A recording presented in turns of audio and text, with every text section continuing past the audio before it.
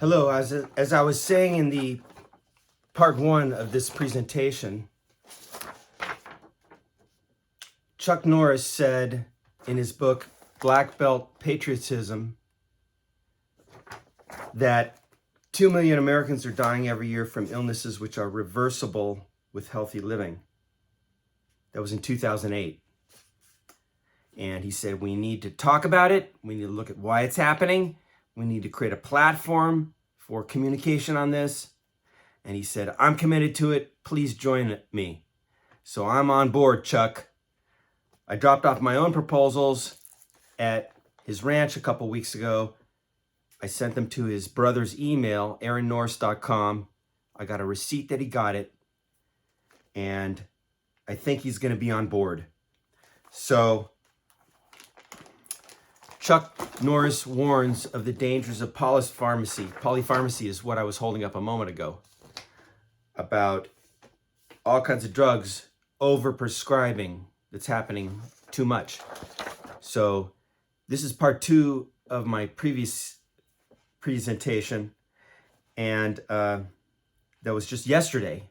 So tonight I went to this restaurant close by, and I was walking in, and out of my peripheral vision, I saw a man fall down. And I ran over there, and there was a younger man who was trying to help him get up. This older gentleman had fallen completely down on the curb, and his wife was right there trying to help. So both of us lifted him up. I grabbed him by the shoulder. He was teetering and tottering.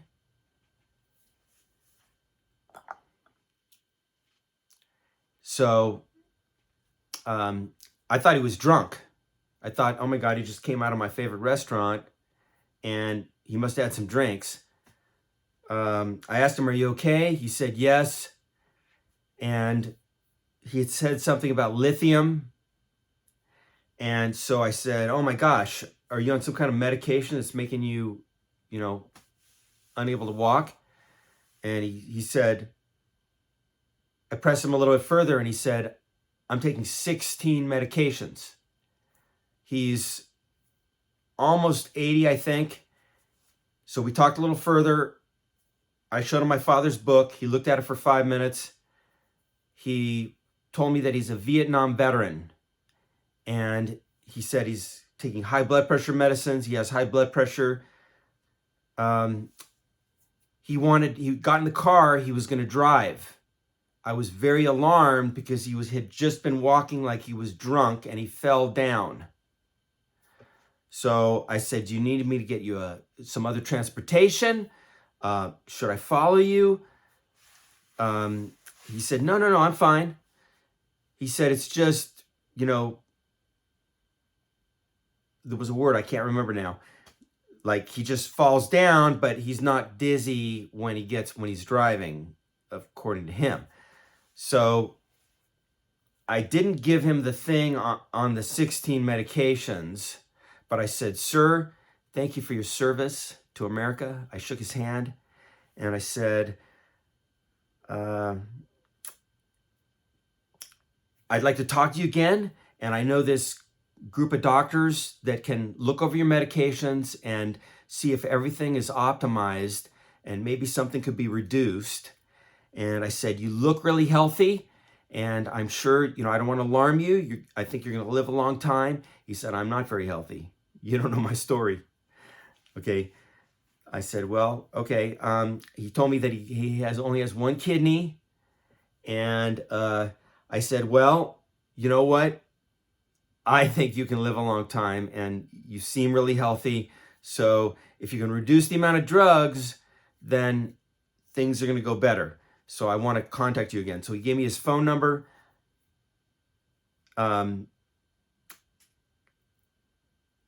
Dr. Allen, is it Dr. Allen? I'm blocking on the name now because I just met you a week ago. You have an organization that fixes these problems. So he told me he has this doctor and that doctor and that doctor and that doctor, and they're giving him all these drugs, and don't worry, it seems to be okay. That's exactly what's in the thing with Senator Kent Conrad. And by the way, 22 veterans are killing themselves every day because they're not getting what they need. They're getting drugs only. Very little counseling, and the counseling is ineffective because it doesn't take into account the approach of Dr. Charles Figley, the top expert in the world on post-traumatic stress, who created the concept 40 years ago. So 20 years ago, I went to meet him down in Miami, Florida after 9/11. And I said, you're the top expert in the world on post-traumatic stress. I need your help to create a task force and announce this information to the whole world. This is an aside story. But the veteran I met is getting a bunch of drugs and he's not getting the treatment.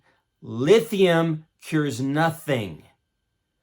A senior getting all those drugs is going to fall down and break his hip and die. And that's what I almost witnessed. Fortunately, the concrete in Texas is very soft, but we can't count on it forever. So I tried to talk him out of driving away. And by the way, there's millions of seniors taking a bunch of drugs and then driving around all over the country. And in Santa Monica, about 10 years ago, there was a senior who was taking a bunch of drugs, and he drove through Santa Monica through a busy mall, and he killed about 15 people.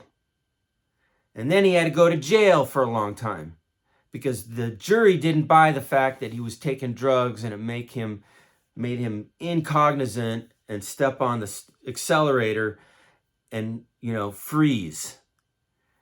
That senior that I just met tonight a few hours ago is headed down the same path. The same thing could happen to him. He was falling down. Boom, boom, boom. What are they going to do? What are they going to do? So they're going to go to the special program you have. You've designed an internet site and a whole company that's about coordinating care between different doctors and making sure people get the right mental health care. This guy got lithium, which is not the cure for post-traumatic stress. He's a Vietnam veteran. I'm going to interview him and put him on this channel, and we're going to find out the whole history, okay, what he had to do in Vietnam. So finding out what happened to him is how you cure it. You don't just give people a bunch of drugs so they stuff those feelings down for another 10 years. You talk to them and you find out what happened to you, sir. What did you go through in Vietnam? Oh my God, that's interesting. Has anybody talked to him? I doubt it. We should interview every single one of those Vietnam veterans instead of stuffing them full of drugs and then they drop dead. So I've already talked to a bunch of families, the parents whose young people died after the Iraq War. So what's her name? She's right here in Texas. I've got her book. They're over-medicating the veterans. Okay, so after this one veteran, I'm sorry, I'm skipping around. Let me slow down. I've got a book by a lady. There's a number of families here in Texas. Oleg Schläger. Their son was over-medicated to death. That's their last name. I'm going to be telling their whole story. Then the other one I'm blocking on. But she has a book, and her son, they watched him get over-medicated over a couple years after coming back from Iraq. The over-medication was not working. He was going crazy, and then he died from too much drugs. So it's happened to the children in foster care. It's happening to the seniors. It's happening to the veterans. And it's happening to everyday Americans. And we're going to deal with it. That's what I'm here for. That's what we're doing here. And I'm going to California because I'm not hearing back from Dr. David Merrill about that $40 million to save my dad.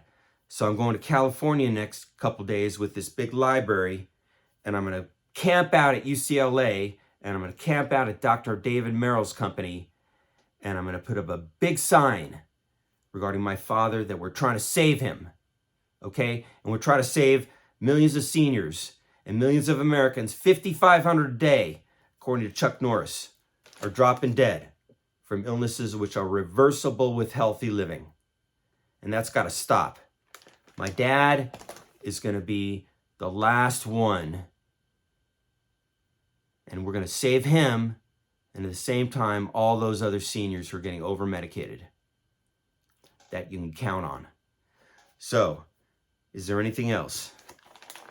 After the veteran, I walked into the restaurant and there was a nice young lady, and I told her about that gentleman because I thought he came out of the restaurant. I thought he had drank a bunch of alcohol. I was going to try to learn a little bit more.